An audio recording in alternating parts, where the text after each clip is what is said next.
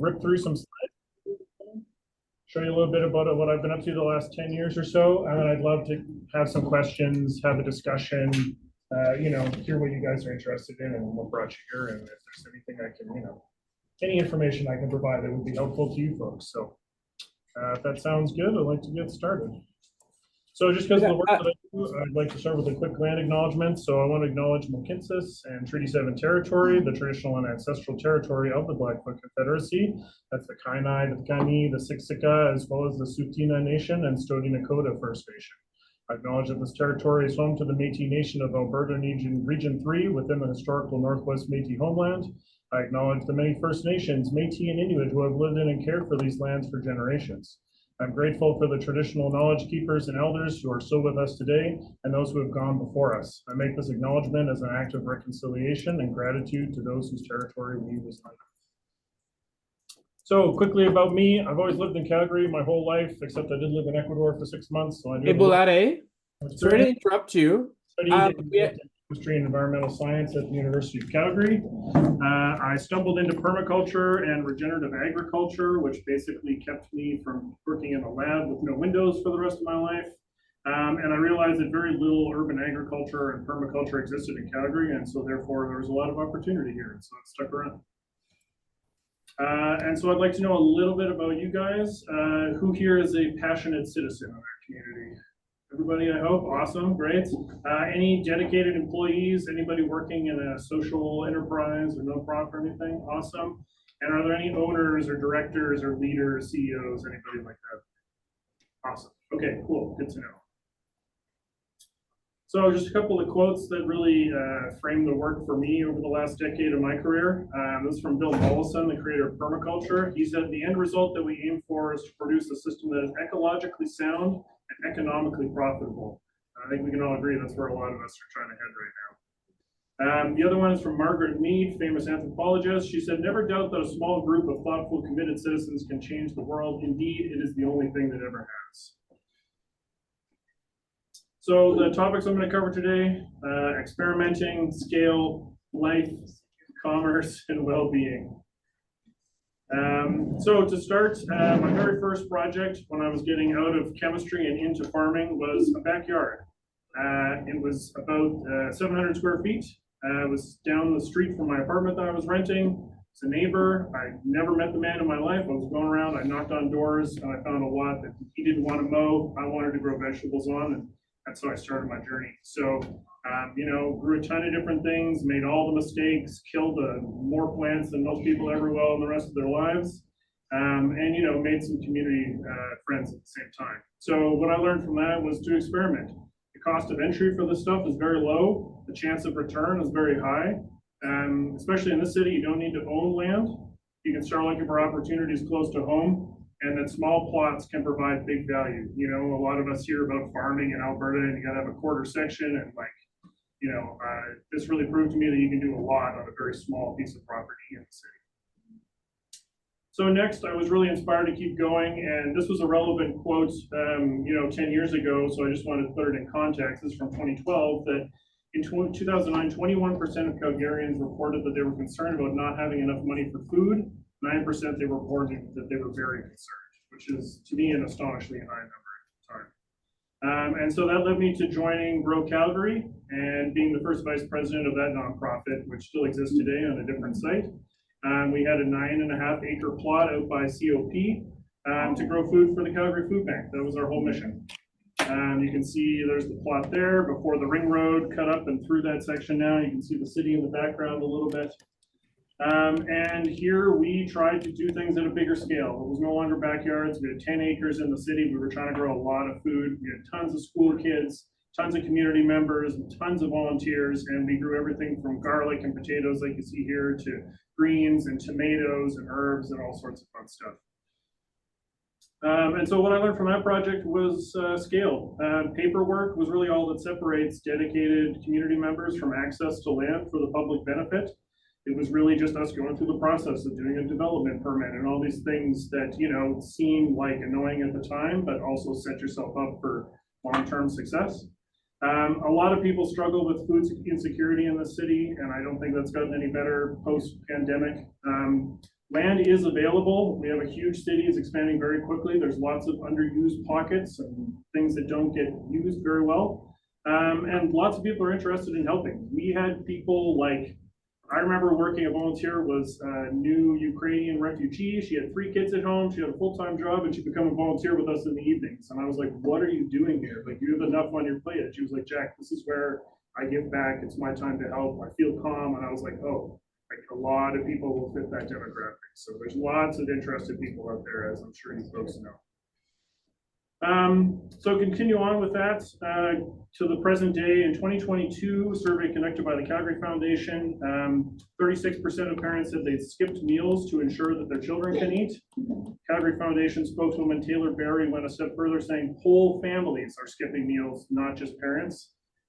That is incredible and unacceptable in this day and age in a city that is wealthy as we have, I think. And so that really inspired me to keep doing this work. The next project that came up was the Land of Dreams. So again, I formed a small group with a bunch of other urban farmers and community members in the city, and I led the developments and approvals for the Land of Dreams farm, where we worked with the Calgary Catholic Immigration Society to give them 34 acres on the east side of town that they are now expanding, and that farm is to support newcomers, new immigrants, and refugees to the city mainly. And it also has a big role in introducing those folks to Indigenous community members, Indigenous ways of life, and connecting those groups together through growing food. So here you can see it's a crazy, weird section. The road running right through the center is Stony Trail, and you can see the city in the background there. The huge plot of land that they're going to be expanding into for many years to come is the idea. So again, incredible opportunities for people to connect around food, to grow that melon or that pumpkin that they didn't think that they could grow in Canada from back home, that they realize they can now. School kids, the first group we worked with was a group of Syrian moms who had come over as refugees, some who still had family back in Syria, and to hear them say, you know, we love the fact that people have been offering us community garden plots, and like, that's very sweet, but how am I going to grow food for my family in a 4-foot by 4-foot box? And is there something we could do? And so we really realized, like, oh, we can give each of these families a much larger piece of land to really grow some food. Sure. Hey. Sure, why not? Yeah. Because a lot of the new immigrants that don't have a vehicle. Yes. How do they get there? It's something. I know the place is, even for me, it's very far. It's very far out of the way. And what we decided was that it was better to give them the opportunity. Like, we had no other opportunities for them. This was the best thing that we had. And so there was a lot of work to get school buses through CCIS, to plan work days, to plan community work nights where everybody would carpool from the community and pick people up. It's been a few years since I've been actively involved in the project, so I'm not sure how they've evolved it since then, but it really was a community and CCIS-led effort to get people there. Because you're right, it is, accessibility to this stuff is a big deal. If you can't make it there, it's not helpful. I know they have a workshop with Merrill. Yes. Yeah. She's very famous. So she's my friend. When you invite me to go there, except in drive. Yeah. So I think for me now, driving, I can go there right now, it's expensive. Totally. Absolutely, and there's no bus route out there. It's a very difficult site to work on. Yeah. No, I hear you, and that's a great point, and it's something that we're trying to work on for sure. So what did we learn from this? Life, that access to land is intimately tied to quality of life for so many people. There are people still struggling to make ends meet in one of the richest countries in the world, and that people from all over the world, every culture connects through growing food. It's an incredible way to bring people together, get people talking and sharing meals. I really don't know anything else like it. Okay, so moving on. This is around the same time that we started Land of Dreams. I came across another quote which I thought was an opportunity, and that was that the quantifiable value of food waste in Canada is actually $31 billion every year. It's a large number, but if you include the cumulative cost of all the associated waste, energy, water, land, transportation, capital, all these things, it actually exceeds $100 billion of waste every year in the food sector. That was very eye-opening to me and really showed how removed our food system is from the reality on the ground in so many ways. And so we created through a pilot project, Land of Dreams was a pilot project with the province. The city of Calgary then opened up a pilot project to have outdoor urban agriculture at scale. And so I formed a team and led the development of Highfield Regenerative Farm next to try to take advantage of this food waste and urban agriculture intersection. So that one we had 15 acres down by the Calgary Food Bank. It's about a block away. And it used to be the old Blackfoot Farmers Market and had been sitting kind of empty and unused for many years before that. There's the site. You can see the food banks just at the corner there. You can see downtown in the background. For those of you who know the city well, you can see the motocross track in the middle there, which I personally didn't know it existed, even though I've been here my whole life until I was working on a Sunday morning at the farm, and I thought, what is that racket? And it was a motorcycle race. So anyways, Calgary is a very diverse city in that way. So here you can see, this was the master plan that got us the pilot project. I'm not a graphic designer by trade, in case anyone can't tell. This is the kind of level of thoughtfulness that you can put into these things and still have your plans approved. So I just want to show that for folks who think they have to have an art degree or have to have some kind of 3D design skills to get these things going. It's way more about communicating the plan, being thoughtful, and how you showcase the use for the property. Still active? It is, yep, it is. In that regard, we also developed I don't think this, it doesn't work here. We developed very complex 3D models as part of the process as well. Contour lines, giant 3D models that allowed us to play with things in real time and organize the site and look at different layouts and really understand what might be the best way to build the infrastructure for the site. So that was an interesting opportunity as well, and we can talk about that more. So we grew about 3/4 of an acre of gardens. We harvested tons and tons, thousands of tons of wood chips for organic matter to make compost, to lay as pathways, to keep the dust in the urban environment down, which is actually the biggest source of pollution for people working in urban environments is dust. And hundreds of volunteers, tons of mushrooms, incredible support from the community, food and flowers galore out there. And so what I learned was commerce is that it's never been easier to start a business. People might balk at that, but it used to be much more difficult. You couldn't start marketing yourself on Instagram. You couldn't do things over the internet back in the day. It's never been easier to start. That doesn't make it easy, but it's never been easier. Regenerative enterprises, things that take community inputs and turn them into positive environmental and social things are very real.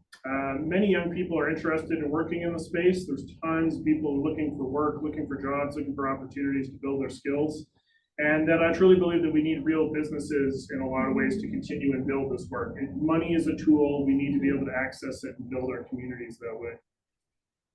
And so this takes me to the final project, which is food. So the quote that inspired this one is, "Food is the single strongest lever to optimize human health and environmental sustainability on Earth." And that is from a very famous commission by the Lancet Journal. Some of you might know this was all about food and agriculture called EAT. And that's a pretty strong statement, the strongest single lever to optimize human health on Earth. So with that in mind, my wife and I have been talking for about 10 years of starting some kind of food-based business together. And we've just last year created the Vacant Lots Farm Club. And we're working with the city, we're working with the province, we're working with the school districts, Vivo, a bunch of other urban farms, some local people, SAIT, etc., to create urban farms that take advantage of vacant lots in the city. And so we're inspired by the Vacant Lots Garden Club, which was created by Calgary's first female alderman and female mayor, probably the first female alderman in the entire British Empire, which is fascinating. She helped to create the Vacant Lots Garden Club back in about 1913 here in the city because produce was coming over from Vacant Lots Garden Club. Same thing, just switch the farm to garden. And so her thing was produce coming over from BC at the time. By the time it made it through the mountains, it was poor quality, it was rotten, it had to be picked early, super expensive. She thought, hey, we have all this land in Calgary. Can we not start to grow more things here? And so for $1, you could get a vacant lot, grow food and flowers. You had to keep it neat and tidy. And at the height of their expansion, which I think was the late 20s, they had about 4,000 lots. including about 200 acres around the general hospital that they worked with parks, like the parks department, to grow food for the hospital. And so we thought, holy crap, like they were doing a really good job of this 100+ years ago. Like there's definitely some need for that still. We see the city expanding. Yes. Because I know a lot of because I'm from like worker in communities. So I know a lot of folks they really want to come and garden whatever or run their own business. Sure. Now everything's so expensive, right? They need to Absolutely. spend themselves. Yes. The thing is, they don't know where are those like empty spots or lots. So where to find out those resources online or? Sorry, We're gonna Jack, get into this. before you answer that, could you just repeat the question for the people Sure, online for a absolutely, second? yes, thank you. Thank That's you. super minor. The question was, how do people who also want to start businesses, find lots, find places, these places to grow in the city? Yeah. And there's two ways. One is, I think, which is super valuable, is what I showed you at the beginning. I just started knocking on neighbors' doors. It looked like they had weedy lots, empty spaces. It's incredible how much you can find just by going and knocking on doors. And the places that you walk in your own community already, if you see something that's full of weeds every year, it's never been mowed, it seems like, oh, that'd be enough space. Like there are ways to go knock on doors, find those people. The City of Calgary website has a map where you can go and look at all the parcels and you can find ownership information. And you can contact those people and you can start to figure out, hey, maybe someone who owns this actually might need hand managing the weeds that might let us grow. So that's one way. And the other way is to talk with big landowning partners like the City of Calgary, like the province of Alberta, find those people at parks, at sorry? Yeah, exactly. Call 311, call the Parks Department, call infrastructure, call the Real Estate and Development Services. Say, hey, even call your community association. Say, hey, I'm looking to grow or I'm looking to start something. Do you know of anybody? Do you think there's anybody you can connect me with? That's also a very fruitful way to go with the community. Or do they connect with you through vacant lots? Absolutely. So we're after a slightly different thing than most people, which is that we are trying to expand. So yes, they absolutely can. Thank you. People can reach out to us and ask about vacant lots. We do know some. We are after lots that are much more sizable than a lot of people are after. Our minimum is about 1/3 of an acre. And actually what we prefer is multiple acre properties. So that's the kind of opportunity that we're trying to take advantage of here. But that being said, we do run into a lot of people suggesting or recommending, or hey, I have a backyard, or hey, we have the corner of a park, or hey, and it's not quite what we're after, but we would love to start keeping a list. And if people are looking for some, to be able to connect and share those resources with other people, for sure. If people want to reach to you for consulting, it's going to be free charge. So we won't be doing any consulting through Vacant Lots Farm Club. That we'd be happy to connect people with community partners, land, all that stuff for free. Guerrilla Gardener is my for-profit design and strategy company. That is where we help developers and other larger entities do this kind of urban agriculture and community, and that's all paid stuff. But if people want to reach out to us for land and community resources, for sure, our inboxes are always open for that. Yeah. So why we're doing this is our purpose is to promote outdoor nature-based healing experiences. It's not just farming for food, it's farming for the other benefits. We convert vacant lots into therapeutic growing spaces through practical volunteer work is how we do it. And what we really are is an urban farm club that helps Calgarians' well-being by growing food and flowers to share. So it's not just about the food and the flowers, it's about the act of doing it together, being in community that way, and being out in nature. Yeah, I know for promoting mental health, right? Absolutely, yeah. Full holistic health, mental and physical, for sure, and spiritual. So is the purpose to have like a community, like volunteer connection, or say if you had a 30-acre lot, Yeah. could somebody be like, can this be mine? Can I be using this for my, say I want to do a business? Sure, yeah. Is that not the purpose of Vacant Lots Farm Club? Or could that be a purpose? Or is your purpose more to have like volunteers come and like distribute it to the community? Yeah, it's the second. So the question was, is our purpose to have opportunities for other people to come in and take advantage of opportunities for businesses or their own projects versus a large total community endeavor underneath Vacant Lots Farm Club? And the answer is that we want to run it underneath Vacant Lots Farm Club. So we want to have a place where anybody can show up, become a member for free. There's a big list of tasks to do every day. You show up and help us pitch in, whether that's pulling weeds, planting seeds, turning compost, harvesting flowers, whatever it is that day. And you get to take a bunch of that day's labor home with you, whether it's seeds or food or flowers. But we are going to manage corner to corner the lots and the volunteer opportunities and the organization. And then all of our volunteers and employees will be underneath that. So this is about creating opportunities for the general public, not for individuals who want to start their own individual project in between. Yeah. So we're going to build a farm with our kitted parts here. We're going to have a hoop house, clubhouse, which is basically a greenhouse and a place to hang out. We're going to have production gardens, which is like a market garden, like some folks might have seen in the city. We're going to have compost. We're going to have a messy meadow, which is where we plant 30 to 50 different kinds of food and flowers together and use that as one big garden to harvest from. And then we're also going to surround the plots with a shrubby shelter belt where we plant native perennials like berry and tea shrubs to provide windbreak and a little bit of native wildlife habitat around those things. And so that's for well-being. North American healthcare has just scratched the surface of the benefits of nature-based healing techniques. This stuff is all over Europe right now at huge scale. Thousands of farms, people taking advantage of it with great results. And so what we realize is many vacant spaces still exist in urban landscapes, especially Calgary. There's hundreds and hundreds of acres of open space to be able to use. And the city is very interested in hearing about people's opportunities that they think they can take advantage of. And so them and the citizens know that there are major benefits to activating it. These things are being mowed. They cost money and time to maintain and oversee. And there's lots of community groups that would love to come in and do that work and take that burden off the city and put it back into the community and bring value that way. So activating empty spaces is a big deal. There's so many opportunities that no one is taking advantage of. There are not enough people getting all the interesting things done. And so that means we need you, people like you, to be able to take advantage of these things and move it forward more than what my team can do. So that's it for me. Guerrilla Gardener, like I said, is my for-profit design and strategy company. We do urban agriculture as a community amenity for new developers. And Vacant Lots Farm Club is our Alberta nonprofit. We're not planning on expanding beyond Calgary. This isn't a world domination thing. It's a very Calgary focused, Calgary community thing. And that's where we're going to be growing food and flowers to share. So that we're hoping to get started up this fall. We have some lots in the works that I unfortunately can't tell you all the details about right now, but there will be stuff coming this year. And so please get in touch. All my contact info is there. Please reach out if either of those are interesting.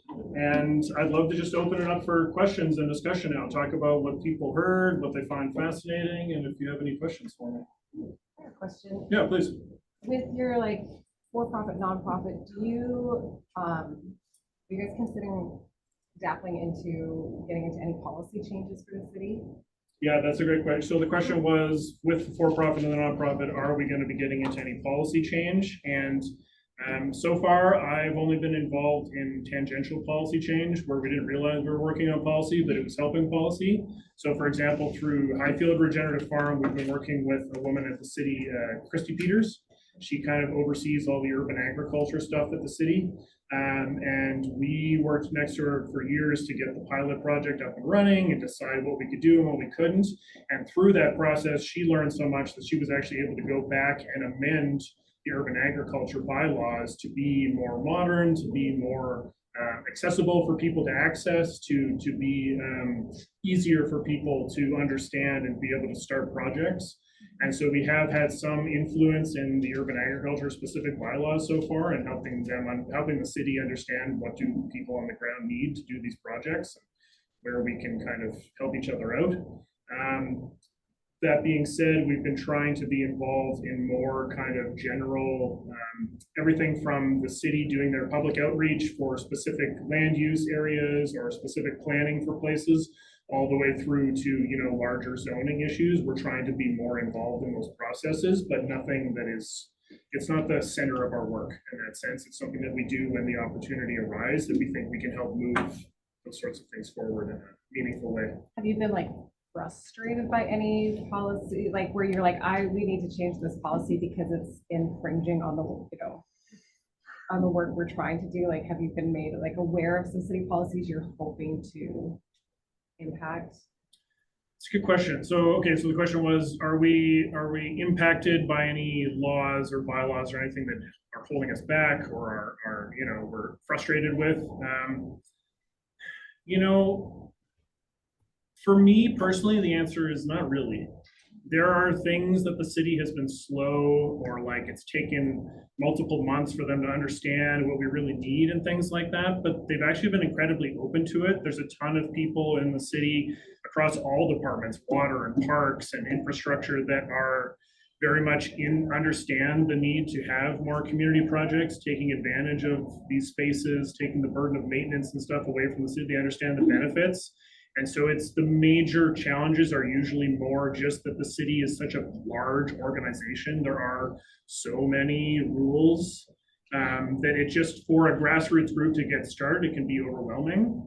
But in my experience, there's not ever been one step that is such an impossible barrier to get over. It's just if you line them all up in the row, you're like, oh, that's a lot to get a garden started, or it's a lot to start a bit, you know. But what it also has allowed is, you know, us to kind of show that you can go through the process successfully.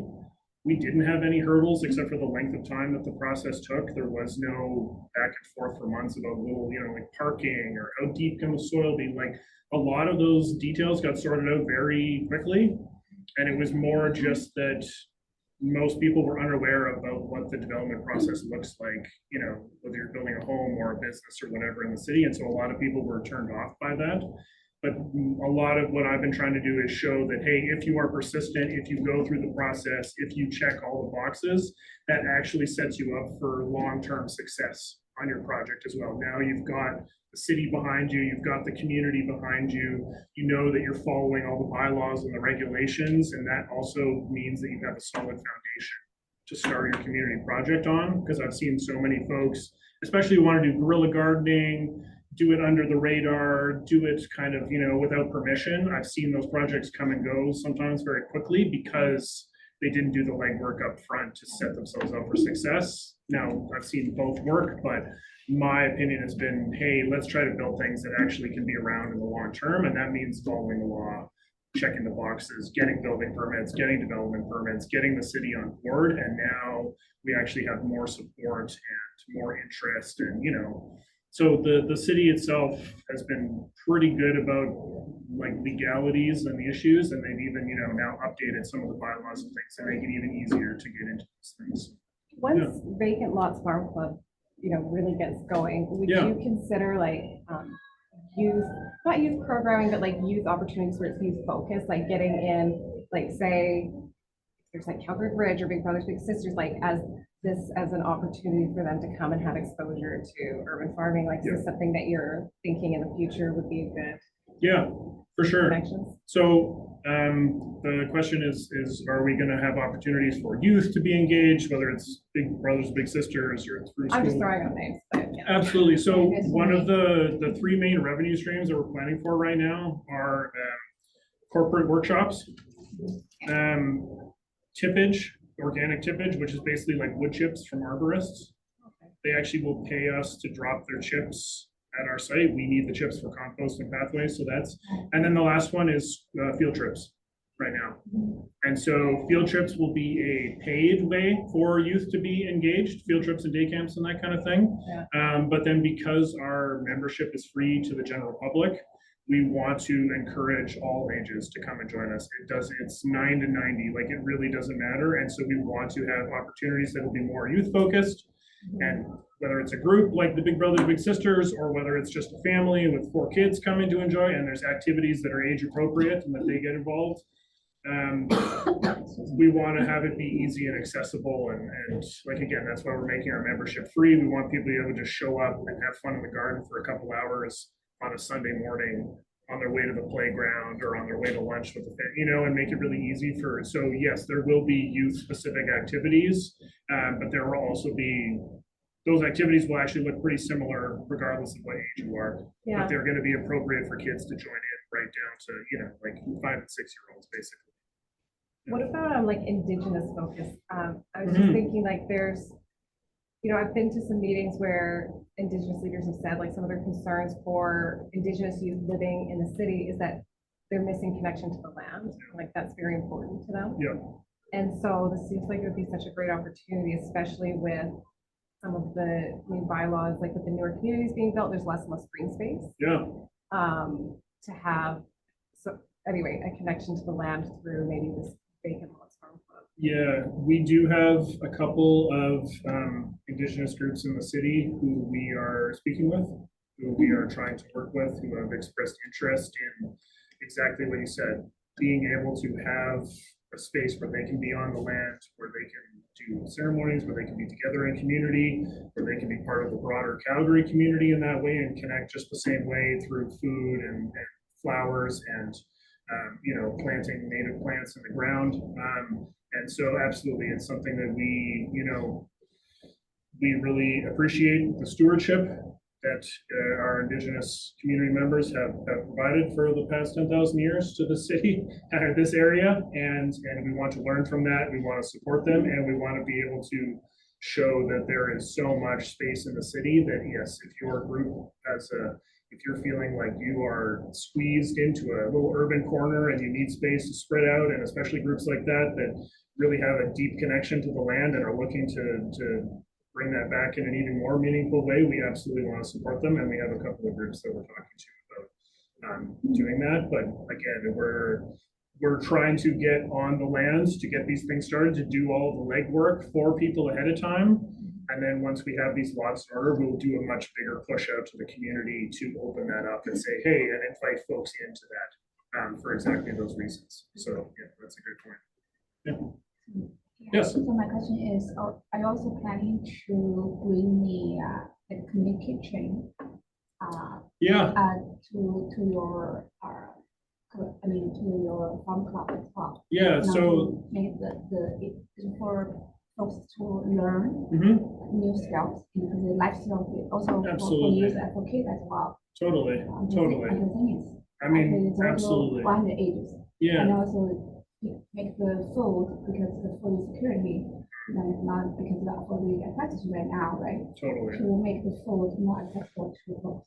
Yep. So low income. So two questions. One is, are we going to include a community kitchen? And the answer is yes. We would really like to include that over time. Maybe some like a kitchen demo or cooking skill demo as well, right? Yep. There are, you know, the only thing I'd say there, we're more interested in making a lot of food for people to share. We would love to have community meals every day we're open and that kind of stuff, rather than cooking skills per se, because there's so many amazing groups doing cooking skills in the city already. We want to be able to showcase those, maybe invite those groups in to do demos, but that's not our kind of method per se. We're focused on the growing and the outdoor aspect, but we absolutely do want to have community meals. We want to have a community kitchen there over time.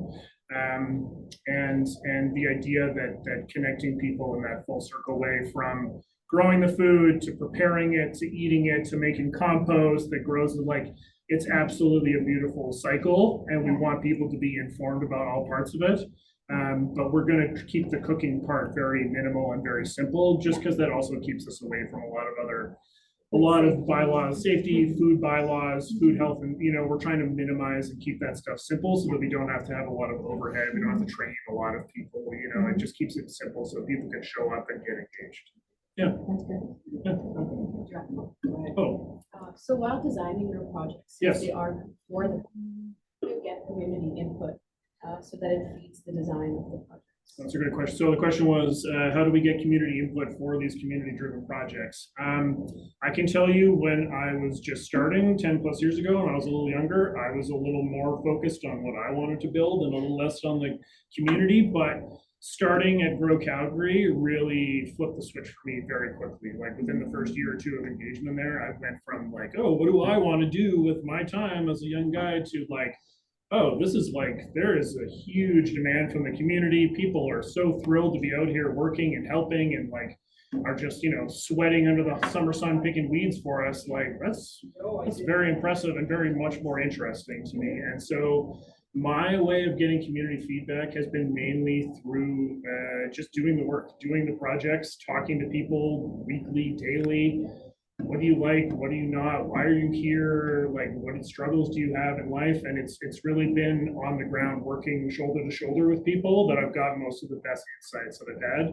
And then I try to layer on, hey, I've lived in the city my whole life. I've seen it grow. I see other opportunities. I connect dots through my science background, through permaculture, through food, those sorts of things that other people don't. And I try to provide those opportunities as I see fit. But we really have been pushing towards like, the opportunities that people are looking to have filled, or the engagement they want with their community. It's been kind of similar for the last 10 years. And I'm just trying to fill up that bucket of opportunity with as many projects as possible, because the city is growing so fast.